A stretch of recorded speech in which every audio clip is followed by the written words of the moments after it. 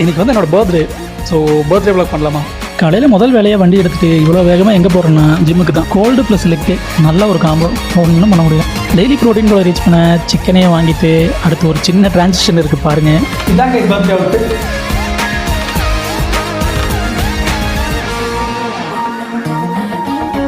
இவ்வளோ நல்லா ரெடியாகி எங்கே போகிறேன்னா கோயிலுக்கு தான். பக்தி பழம்லாம் கிடையாது, பட் இருந்தாலும் இப்போல்லாம் அடிக்கடி கோயிலுக்கு போகிறேன். நல்லது தானே.